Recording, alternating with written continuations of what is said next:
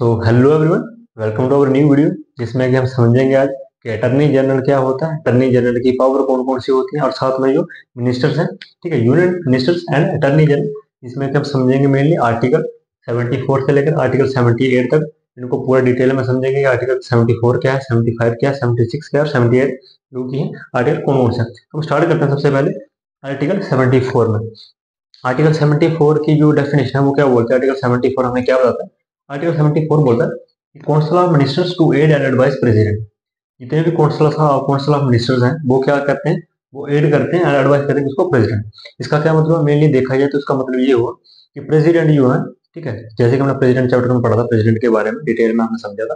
तो प्रेसिडेंट जो है वो औपचारिक प्रधान है, ना कि वास्तविक प्रधान। वास्तविक प्रधान कौन है, वो प्रधानमंत्री है, और औपचारिक प्रधान कौन है, वो है प्रेसिडेंट। सो प्रेसिडेंट जितने भी डिसीजन लेंगे वो किसके बेसिस पर लेंगे। ऐसा तो नहीं है ना कि आप प्रेसिडेंट अपनी मर्जी से कोई भी डिसीजन लेंगे, क्योंकि प्रेसिडेंट को डायरेक्ट इलेक्शन से नहीं चूज किया जाता। ठीक है, डायरेक्ट इलेक्शन से हम प्राइम मिनिस्टर को चूज करते हैं, पीएम को चूज करते हैं। हम जो वोटिंग करते हैं वो डायरेक्ट किसको करते हैं, पीएम को करते हैं, और फिर उनके द्वारा प्रेसिडेंट को चूज किया जाता है। तो हम जो है वो पीएम को चूज करते हैं। इसीलिए हमारे जो डिसीजन होंगे, हमारे लिए जो कॉन्स्टिट्यूशन बनाया जाएगा, हमारे लिए जितनी भी चीजें जो कि बनाई जाएंगी, देश में क्या होगा, किस तरीके से होगा, वो कौन देखेगा, वो भी फिर प्राइम मिनिस्टर का ही काम होगा। तो प्रेसिडेंट मेनली क्या है, ये तो है कि प्रेसिडेंट जो है वो सबसे ज्यादा अगर देखा जाए तो शक्तिशाली प्रेसिडेंट ही होते हैं। लेकिन प्रेसिडेंट जो है वो किसके थ्रू काम करते हैं, वो करते हैं इनके थ्रू, जिनको हम बोलते हैं council of minister. Council of minister क्या होता है वो हम आर्टिकल 75 में देखते हैं। तो यहाँ पे यही देखते हैं कि काउंसिल ऑफ मिनिस्टर मतलब कि प्रेसिडेंट जितने भी डिसीजन लेंगे वो प्राइम मिनिस्टर या फिर उनके नीचे जो मिनिस्टर है, कैबिनेट मिनिस्टर हुए, स्टेट मिनिस्टर हुए, उनकी जब एक बैठक होगी, उनकी राय होगी, उस राय की बेसिस पर प्रेसिडेंट जो भी होगा वो एक्शन लेंगे। प्रेसिडेंट अपनी मर्जी से कुछ भी नहीं कर सकते। वो हमेशा किसकी एडवाइस पे काम करेंगे, जो मिनिस्टर्स होंगे, काउंसिल ऑफ मिनिस्टर्स की एडवाइस पे प्रेसिडेंट जो है अपना टोटली काम करेंगे। ठीक है, मेनली ऐसे पावर तो प्रेसिडेंट के पास है, बट हाँ वो औपचारिक है, वो ये वास्तविक पावर नहीं है। वास्तविक को प्रधान कौन है, वास्तविक प्रधान को प्राइम मिनिस्टर है। फिर हम आते हैं आर्टिकल 75 में। अब आर्टिकल 75 क्या बोलता है कि other provision to be minister. Other provision as to ministers क्या बोलता है कि जितने भी बाकी ये प्रोविजन है मिनिस्टर्स के लिए, मिनिस्टर मतलब किस टाइप के होते हैं, क्या होता है उसको समझते हैं। तो अगर काउंसिल ऑफ मिनिस्टर की बात करें, हमने देखा कि काउंसिल ऑफ मिनिस्टर्स की बात हमने देखी, तो प्रोविजन की अगर बात करें तो काउंसिल ऑफ मिनिस्टर सबसे पहले ये समझें कि काउंसिल ऑफ मिनिस्टर जो है वो टॉपिक कहाँ से है। सो काउंसिल ऑफ मिनिस्टर का जो टॉपिक है वो आया कहाँ से, लॉर्ड कैनिंग 1861 में। किसका, काउंसिल ऑफ मिनिस्टर्स का जो टॉपिक है वो लेकर आए। काउंसिल ऑफ मिनिस्टर पहले नहीं हुआ करते थे। हम सबको पता है कि हमारा कॉन्स्टिट्यूशन जब हम आज़ाद हुए तो उससे 2 साल पहले ही बनना स्टार्ट हुआ था। 1947 से पहले 1946 में हमारा जो कॉन्स्टिट्यूशन है वो बनना स्टार्ट हुआ, 1949 तक वो बन गया। 2 साल 18 महीने और 11 दिन उसको लगे, जो भी, ठीक है। तो 2 साल 11 महीने और 18 दिन, सॉरी। तो वो जितना टाइमिंग लगा वो हम ऐसे मानते हैं कि अगर इंडिया के कॉन्स्टिट्यूशन की बात करें, वो 1935 से कुछ लिया गया, कुछ ब्रिटेन से, कुछ अमेरिका से, कुछ जर्मनी से, इस तरीके से लिया गया, कुछ रशिया से। तो जो जितना भी हमारा कॉन्स्टिट्यूशन है वो कहीं ना कहीं से लिया गया। इसीलिए हमारा जो पार्लियामेंट्री सिस्टम है, जहाँ पर काउंसिल ऑफ मिनिस्टर का टॉपिक है, ये भी इंडिया में स्टार्टिंग से नहीं था, ब्रिटिशर ने ये अनाउंस करा। तो वो ब्रिटिशर कौन थे, लॉर्ड कैनिंग ये थे, जो उन्होंने इसको अनाउंस करा, ठीक है, पहली बार इंट्रोड्यूस करा 1861 में। इसमें क्या बताया गया, अगर मेनली देखा जाए पहले इसके सिस्टम कुछ अलग थे, बट हाँ हमें क्योंकि अभी आफ्टर हमें कॉन्स्टिट्यूशन में जब पढ़ेंगे हम आफ्टर जो इंडिपेंडेंस के बारे में पढ़ेंगे, ना कि पीछे आएंगे। पीछे हम सिर्फ 1935 तक का पढ़ते हैं मेनली जो कि टॉपिक है, और उससे डिटेल में पीछे नहीं जाते हम। तो 1935 की जब बात करें, उसके बाद की बात करें, तो हेड इसमें किसको बनाया गया, प्राइम मिनिस्टर जो थे उनको हेड बनाया गया। प्राइम मिनिस्टर इसके हेड रहेंगे काउंसिल ऑफ मिनिस्टर के, क्योंकि मेन हेड कौन है, औपचारिक ना होकर जो कि वास्तविक प्रधान है वो कौन है, वो प्राइम मिनिस्टर है। तो प्राइम मिनिस्टर इसके हेड होंगे। उसके बाद आते हैं सेकंड जो हेड होंगे वो होंगे वाइस प्राइम मिनिस्टर। अब आप बोल रहे हैं कि वाइस प्राइम मिनिस्टर तो होता नहीं। अब हाँ, जो आजकल की जनरेशन होगी 2000 के बाद, उनको नहीं पता होगा कि वाइस प्राइम मिनिस्टर भी हुआ करते हैं। अब तक इंडिया में टोटली 7 जो है वो वाइस प्राइम मिनिस्टर जो के रहे हैं, और जो लास्ट वाइस प्राइम मिनिस्टर थे वो थे एल के अडवाणी, जिनको कहा जाता है लाल कृष्ण अडवाणी। हमने काफी बार इनका नाम सुना होगा। अयोध्या जब राम मंदिर के केस को लेकर काफी ये प्रसिद्ध रहे, ठीक है, काफी उसमें इन्होंने, इनकी वजह से काफी सारे जो माना जाता है ऐसे, हालांकि कोर्ट की तरफ से इनको छूट दे दी गई, तो हम उस पर बात नहीं करेंगे, बट हाँ काफी विवाद उसमें इनका हाथ रहा उस चीज में। देन उसके बाद आता है थर्ड नंबर पर कैबिनेट मिनिस्टर्स। अब कैबिनेट मिनिस्टर्स की बात करें तो कैबिनेट मिनिस्टर में जैसे कि पूरा एक कैबिनेट होगा, उसकी मिनिस्ट्री होती है, जैसे कि फाइनेंस मिनिस्ट्री होगी, रेलवे रोडवे मिनिस्ट्री होगी, होम मिनिस्ट्री होगी, डिफेंस मिनिस्ट्री होगी, हमने लिखा हुआ। तो जितनी भी मिनिस्ट्रीज है वो किस में आती है, कैबिनेट मिनिस्ट्री में। तो कैबिनेट मिनिस्ट्री का मेनली काम क्या है, जो भी लेजिस्लेचर में काम कर रहा है, लेजिस्लेचर में हमने पढ़ा था कि लेजिस्लेचर को होता है, क्या एग्जीक्यूटिव होता है और जुडिशरी होता है। जुडिशरी मतलब जैसे कि हमारे पास सुप्रीम कोर्ट है जो कि न्याय करेगा, लेजिस्लेचर का काम है कानून बनाना, और उसको एग्जीक्यूट करना किसका काम है, वो है एग्जीक्यूटिव जो बैठे होंगे, जो भी रूलिंग पार्टी में होंगे। तो मेनली कैबिनेट मिनिस्टर उसी में आते हैं। तो कैबिनेट मिनिस्टर जो भी है ये डिसाइड करेंगे कि देश में कौन सी रणनीति लानी है, किस तरीके से कोई काम होगा, तो वो ये डिसाइड करेंगे। देन उनके बाद आते हैं state minister. State minister cabinet minister, state minister जो है वो कैबिनेट मिनिस्टर के बाद आते हैं। बट स्टेट मिनिस्टर का मतलब वो नहीं होता कि वो स्टेट के मिनिस्टर, मेनली वो होते कैबिनेट के ही। बट अभी कैबिनेट मिनिस्टर मान लो कि अगर हम बात करें कि रोडवे मिनिस्टर है नितिन गडकरी, ठीक है, तो ऐसा तो नहीं हो सकता ना कि हर स्टेट को नितिन खुद जाएंगे, गडकरी साहब खुद तो नहीं जाएंगे ना हर देश को, हर स्टेट को देखने के लिए क्या हो रहा है क्या नहीं हो रहा है, तो कौन जाएगा। तो हर स्टेट में, हर स्टेट का जो भी जितना भी सिस्टम होगा उसको संभालने के लिए कोई ना कोई स्टेट मिनिस्टर होंगे। हर स्टेट का अलग मिनिस्टर नहीं होता, एक ही मिनिस्टर होते हैं, या फिर दो हो सकते हैं या फिर तीन हो सकते हैं, उनके नीचे जितने मिनिस्टर उनको कहते हैं स्टेट मिनिस्टर। देन हमारे पास आते हैं मिनिस्टर्स। पर मिनिस्टर्स की बात करें तो नॉर्मली मिनिस्टर्स कौन आते हैं, हमारे पास जितने भी एमपीस हैं, एमएलए हैं। बट एमएलए से अगर बात करें तो एमएलए से कैबिनेट मिनिस्टर में नहीं आते, एमएलए स्टेट में आ जाते हैं। ठीक है, जब स्टेट गवर्नमेंट की हम बात करेंगे तब हम एमएलए की बात करेंगे। फिलहाल जो कैबिनेट मिनिस्टर में जो भी होंगे वो एमपी है, मेंबर ऑफ पार्लियामेंट में बैठते हैं। तो मेंबर ऑफ पार्लियामेंट जितने भी वो भी किस में थे, कैबिनेट मिनिस्टर।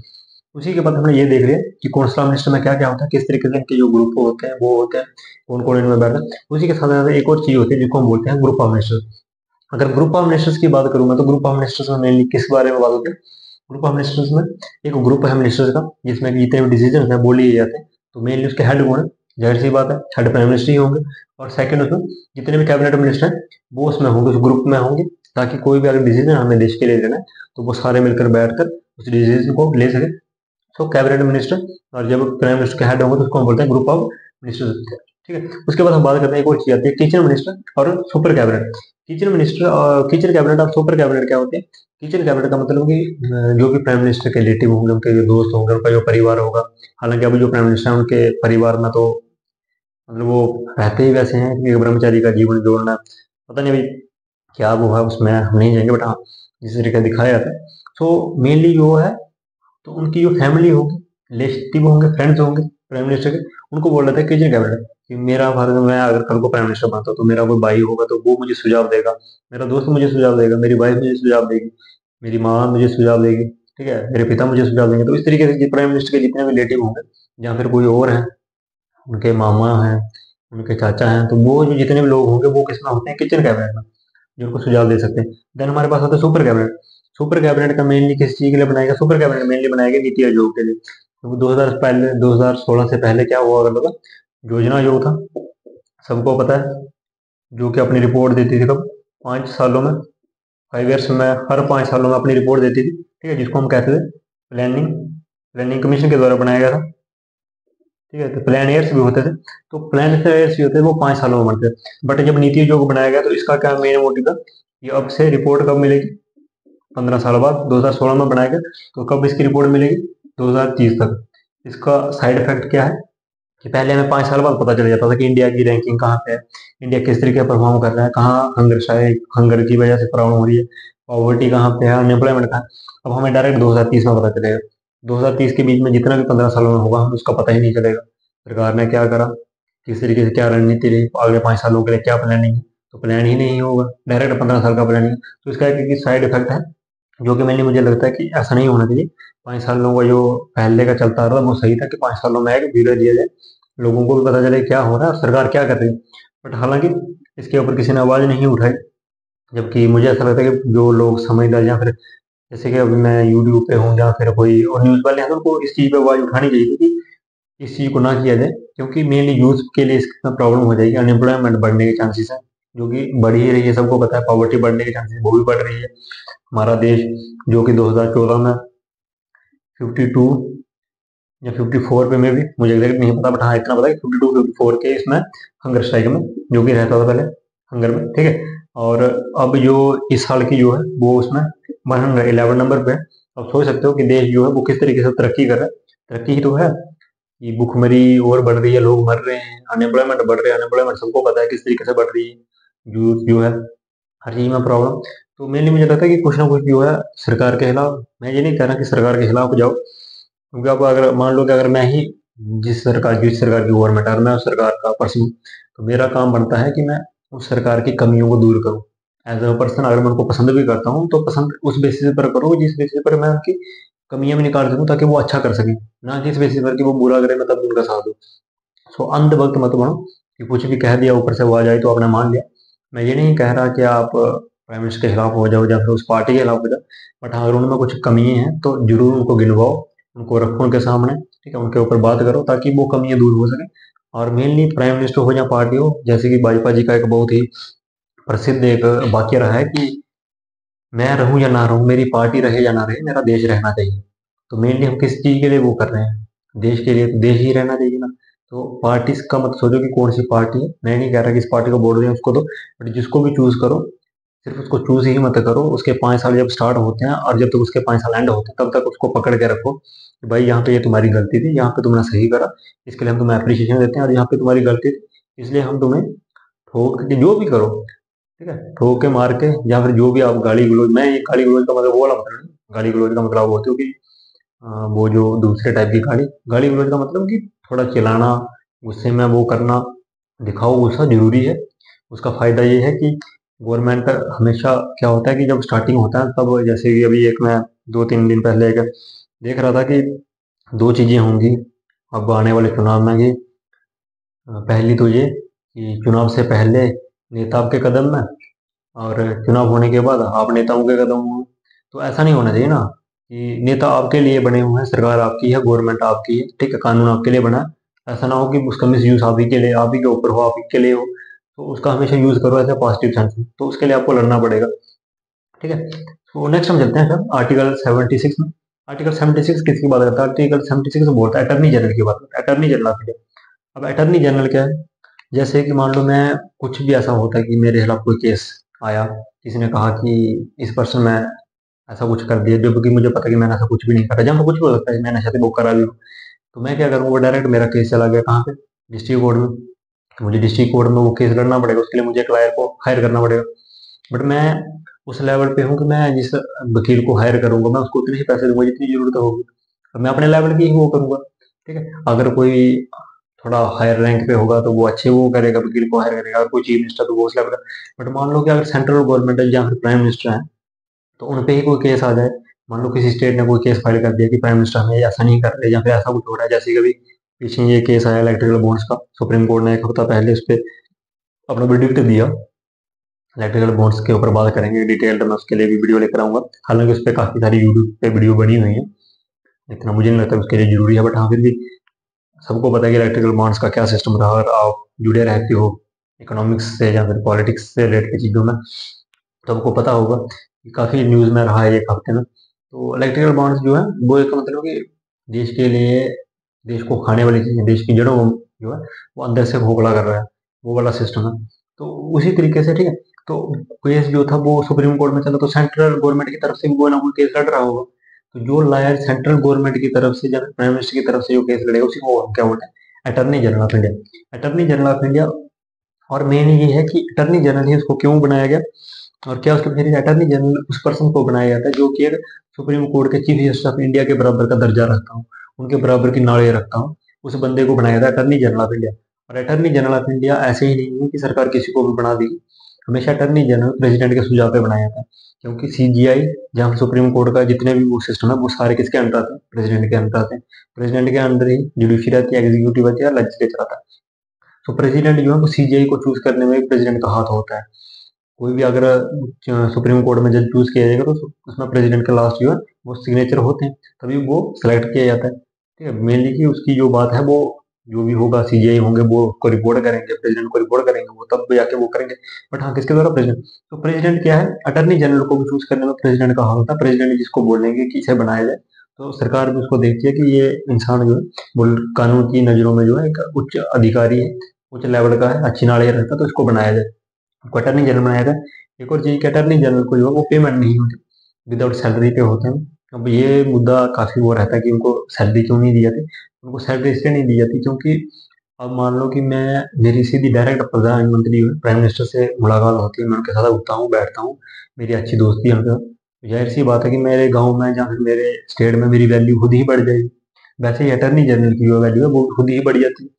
तो उनको कोई और हायर करेगा तो उनको एक्स्ट्रा पैसे पे करने होंगे। जैसे बड़े सारे सेलिब्रिटी नाम नहीं लूंगा, वो क्या करते हैं, अगर उनका कुछ केस वगैरह हो, जिनके पास एक्स्ट्रा ज़्यादा पैसे होते हैं, ठीक है, तो वो क्या करते हैं, वो अटर्नी जनरल जैसे लेवल के लोगों को जो है वो चुनते हैं उनका केस लड़ने के लिए, क्योंकि नॉलेज सबसे अच्छी उनकी होती है, तो उनको चूज़ किया जाता है कि वो उस केस से वो निकल सके, वो उनकी हेल्प करें निकालना। तो इसके लिए क्या होता है कि वो उनको चूज़ करते हैं। अब बात ये रही कि वो गवर्नमेंट के अंडर काम करते हैं, फिर किसी और के लिए काम क्यों करना? तो इस चीज़ की उनको आज़ादी होती है कि हम आपको पैसे तो नहीं देंगे, बट हाँ, आप किसी और के लिए केस लड़ सकते हो। बट हाँ, अगर वही बंदा, आप जिसके लिए केस लड़ रहे हो, अगर वो सरकार के खिलाफ केस लड़ रहा है, फिर आप उसका केस नहीं लड़ सकते। आप सरकार के खिलाफ केस नहीं लड़ सकते। और दूसरा, जब भी सरकार को ज़रूरत होगी तो आपको सरकार का केस लड़ना पड़ेगा, बाकी के सारे काम छोड़ के। तो इस तरीके से अटॉर्नी जनरल की वो पोस्ट रहती है। अब हम बात करें, अगर स्टेट की बात करें, तो ये तो आगे सेंट्रल की, और स्टेट की बात करें, स्टेट में क्या क्या होता है, एडवोकेट जनरल। एडवोकेट जनरल किसके लिए? स्टेट गवर्नमेंट के लिए जब बात करें। सेंट्रल गवर्नमेंट के लिए तो अटर्नी जनरल हो गई, बट स्टेट गवर्नमेंट के लिए कौन होता है, कौन केसेस लड़ता है, वो होते हैं एडवोकेट जनरल। उसी के बाद अटर्नी जनरल की भी कुछ कैटेगरीज होती है। पहले तो आगे अटर्नी जनरल, जो डायरेक्ट सुप्रीम कोर्ट में केस लड़ेंगे।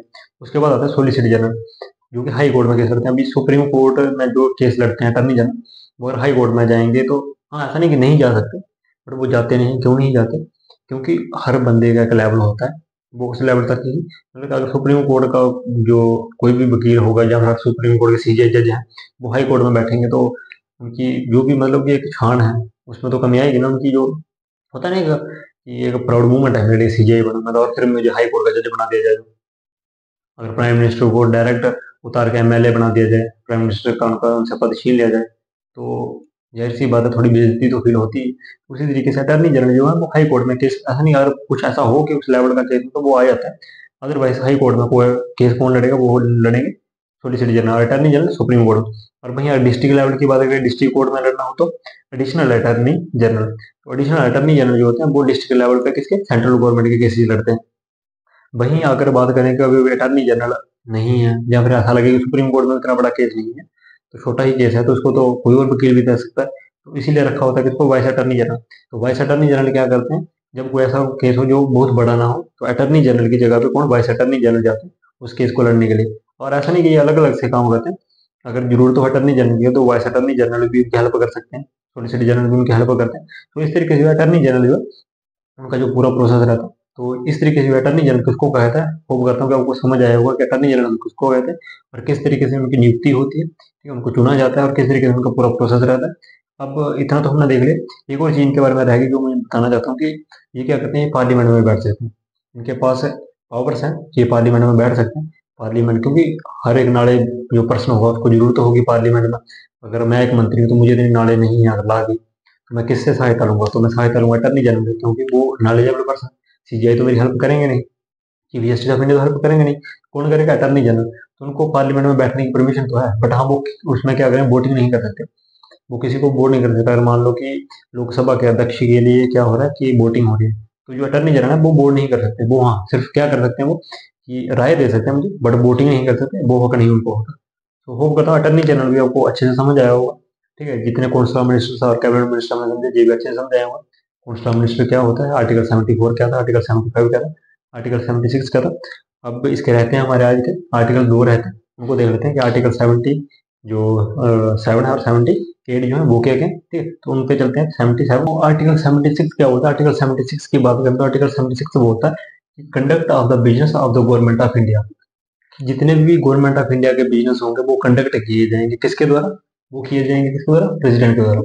तो प्रेसिडेंट जो होंगे वो क्या करेंगे, जितने भी इंडिया में बिजनेसेस हो रहे हैं, जैसे कि अगर मैं आपको एक एग्जांपल दूं, तो पहले क्या हुआ करता, अगर आपने मेडाइवल हिस्ट्री पढ़ी हुई है तो आपको पता होगा कि राजाओं के मंत्री हुआ करते हैं।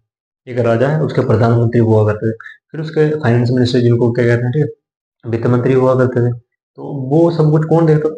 जैसे कि अगर अकबर की बात करें, उनके एक प्रधानमंत्री थे, उनके एक वित्त मंत्री थे, फिर अलग अलग मंत्री थे, ठीक है। जैसे कि अगर कहें तो टोटरमल उनके जो वित्त मंत्री थे, उनके जो प्रधानमंत्री थे उनकी डेथ हो गई थी। अगर अपने मतलब जितने भी अगर मेटाबॉलिक हिस्ट्री पढ़ेगी तो उनको डिटेल में पता होगा कि हर एक उसके मंत्री हुआ करते थे। अगर आपने सीरियल्स वगैरह देखे होंगे, एक वो आता था पहले,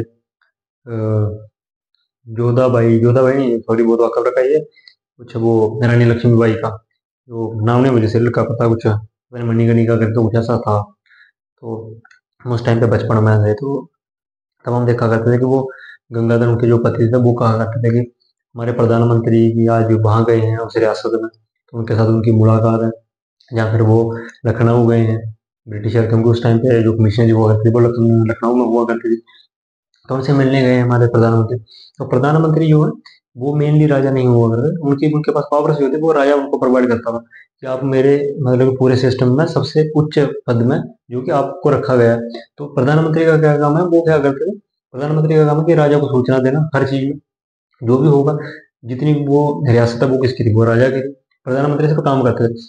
उसी तरीके से जितने भी इंडिया में बिजनेसेस होंगे, जो भी ये पूरा इंडिया है, या फिर उसके जो बिजनेसेस हैं या गवर्नमेंट्स हैं, जो भी चीजें हो रही हैं वो किसके बिहाफ पे हो रही है, प्रेसिडेंट। उसी तरीके से प्रेसिडेंट कौन है, राजा है, प्राइम मिनिस्टर क्या है, प्रधानमंत्री है। हालांकि आजकल सिस्टम अलग हो गया है, कंडक्ट ऑफ बिजनेस की बात करें तो बिजनेस में तो सबको पता है कि किस तरीके के बिजनेस हो रहे हैं, सरकारें किस तरीके से कौन सी लैंड उठा के कहाँ दे रही है। अभी लद्दाख की बात चल रही है, तो लद्दाख से भी मेनली अगर कुछ जो डिक्टर्स हैं वो उनका कहना है कि लद्दाख में भी विलिखम के कारण अभी उसको इस तरीके से रखा जा रहा है, और कल को जाके वो किसी बड़े पर्सन को भेज दिया जाएगा, हैशटैग जो भी होगा वो आप समझ सकते हो। तो इस तरीके की चीजें वो आजकल देखने को मिलती है, आजकल प्रेसिडेंट को इतना वो नहीं देता।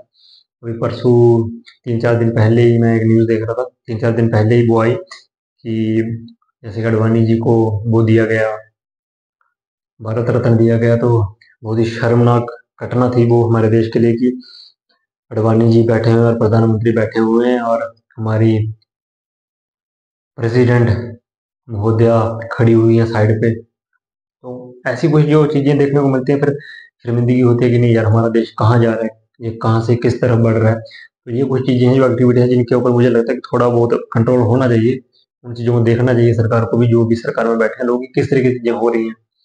प्रेसिडेंट का एक लेवल है, और प्रेसिडेंट का और फिर भी वो ना करो तो एक लेडीज का उसकी उनकी तो रिस्पेक्ट करो उस हाल में, कि आप खुद बैठे हुए और वो खड़ी हुई है। तो मुझे नहीं लगता ये सब कुछ वो सही है।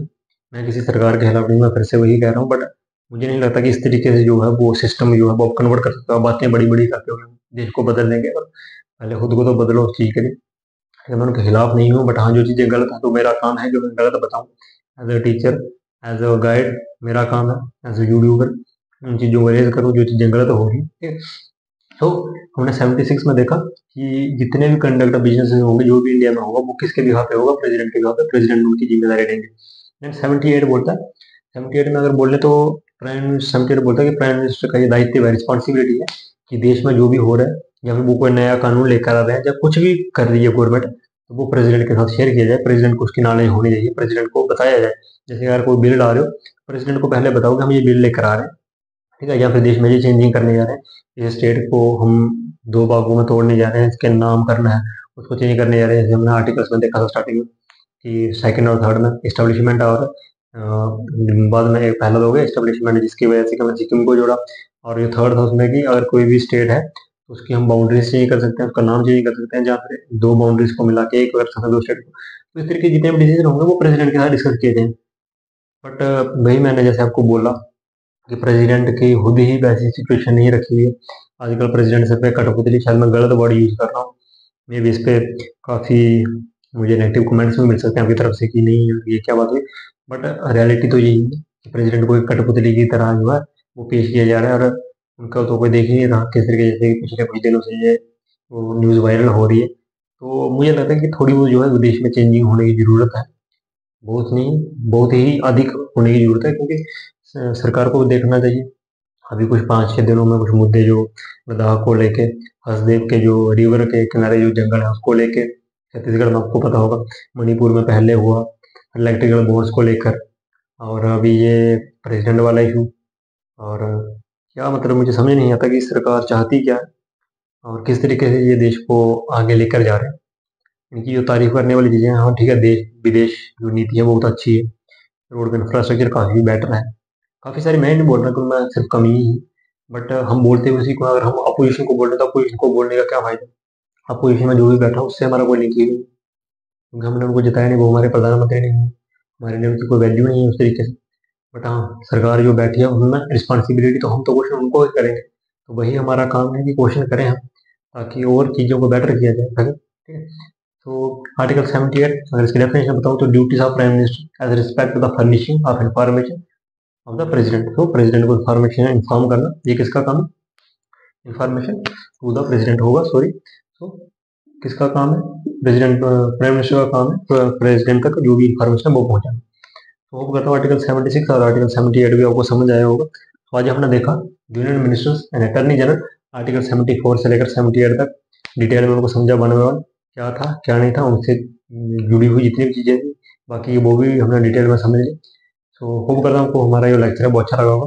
अगर आपको हमारे लेक्चर्स अच्छे लगते हैं तो शेयर जरूर करें अपने दोस्तों के साथ, क्योंकि हम आपके लिए आपसे इसके लिए कुछ भी चार्जेस नहीं कर रहे, हर चीज़ फ्री में आपको प्रोवाइड करवा रहे हैं। अगर आप किसी कम्पिटेटिव एग्जाम की तैयारी कर रहे हो तब भी आपके लिए काम आएगा, अगर फिर भी अगर आप नॉलेज चाहते हैं तब भी आपके लिए काम आएगा। और वैसे भी हम कुछ ऐसा तो पढ़ा नहीं रहे हैं आपको कि जो चीज़ गलत हो।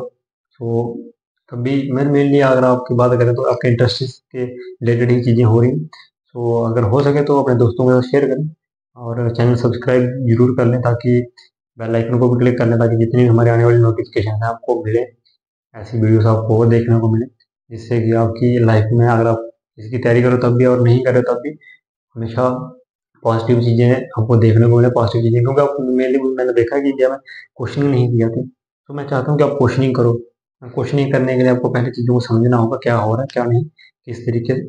तो उसके लिए ज़रूरी है कि आप उन चीज़ों पे चलो, उन चीज़ों को देखो जो कि आपको ये सिखाती हैं कि किस तरीके से क्वेश्चनिंग करनी है आपको, तो गवर्नमेंट से हो या किसी और चीज़ से। तो मेनली मेरा यही मोटिव है मेरे इस यूट्यूब चैनल से, कि मैं आपको एजुकेट कर सकूँ जितना मैं जानता हूँ, और कुछ आपसे सीख सकूँ जो आप मुझे कमेंट्स में बताते हो। तो ठीक है, तो मेन मोटिव वही है। तो आज के लिए इतना रहते हैं, जितना हमने समझा। कल नेक्स्ट में उसमें हम चलेंगे पार्लियामेंट में, लोकसभा और राज्यसभा को समझेंगे डिटेल में, किस तरीके से उनकी बैठक होती है, क्या क्या होता है, एज क्या होती है, मिनिमम एज उनके लिए, सैलरी क्या होती है, क्या क्या करना पड़ता है, तो उसको हम डिटेल में समझेंगे। तो आज के लिए इतना रहते हैं। जय हिंद, जय भारत, धन्यवाद।